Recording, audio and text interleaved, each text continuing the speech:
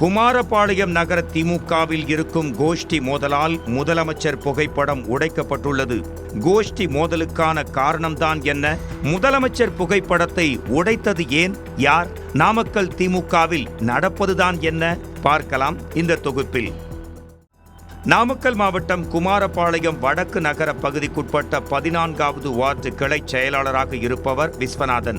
இவருக்கு தெரியாமல் கடந்த வாரம் 14வது வார்டு பகுதியில் வார்டு செயல் வீரர் கூட்டம் நடைபெற்றது. இதனை அறிந்து அங்கு சென்று கேட்டபோது கூட்டத்தை நடத்தி கொண்டிருந்த நகரமன்ற தலைவரும் வடக்கு நகர செயலாளருமான விஜயகண்ணனின் ஆதரவாளர்கள் சிலர் விஜயகண்ணன் முன்பே கிளை செயலாளர் விஸ்வநாதனை தாக்கியதாகவும் சொல்லப்படுகிறது.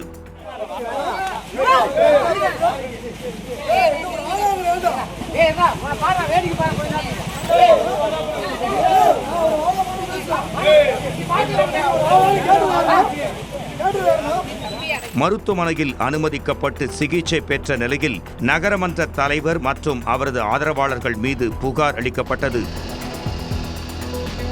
இந்நிலையில் தமிழக முதலமைச்சர் மு.க. ஸ்டாலின் புகைப்படத்தை இளைஞர் ஒருவர் உடைக்கும் வீடியோ காட்சி வெளியானது.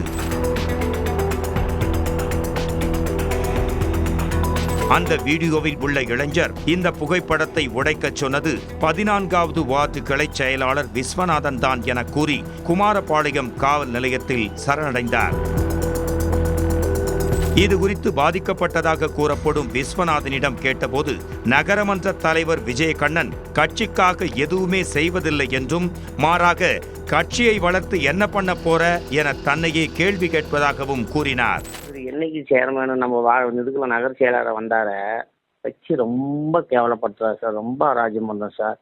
என்ன இன்னெல்லாம் வார்டு செயலாளர் இருக்கக்கூடாது, அவர் யாருக்கு அவர் ஓட்டு போல யார் ஏத்தாலும் சரி முடிச்சுதான் பாக்குறாரு, கட்சி வளர்த்தலாங்க என்ன இல்லைங்க சார்.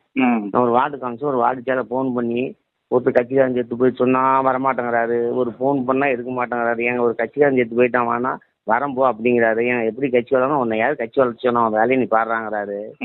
இந்த சம்பவம் பெரும் பரபரப்பை உருவாக்கிய நிலையில் 14வது வார்டு கிளை செயலாளர் விஸ்வநாதனின் மகளும் நகர்மன்ற உறுப்பினருமான தீபா பத்திரிகையாளர்களை சந்தித்து பேட்டியளித்தார். அப்போது அவர் கூறுகையில், நகரமன்ற தலைவருக்கும் எனது தந்தைக்கும் ஏற்பட்ட முன்விரோதம் காரணமாகவே இந்த புகார் வழங்கப்பட்டுள்ளது. நான் நகர்மன்ற உறுப்பினராக போட்டியிட திமுகவில் சீட் கேட்டபோது அதற்கு அவர்கள் தர மறுத்துவிட்டனர். அதனால் சுயேட்சையாகவே நின்று 900 வாக்குகள் வித்தியாசத்தில் வெற்றி பெற்றேன். எனது தந்தை தாத்தா ஆகியோர் திமுகவில் 40 ஆண்டுகளுக்கு மேலாக தீவிரமாக பணியாற்றி வருகின்றனர். அப்படி இருக்கையில் எனது தந்தை எப்படி தமிழக முதலமைச்சரின் புகைப்படத்தை உடைக்க கூறியிருப்பார் என்று எதிர்கேள்வி எழுப்புகிறார். எங்க அப்பா 40 வருஷமா எங்க அப்பா தாத்தா எல்லாருமே டிஎம்கே கட்சியில இருக்கிறாங்க.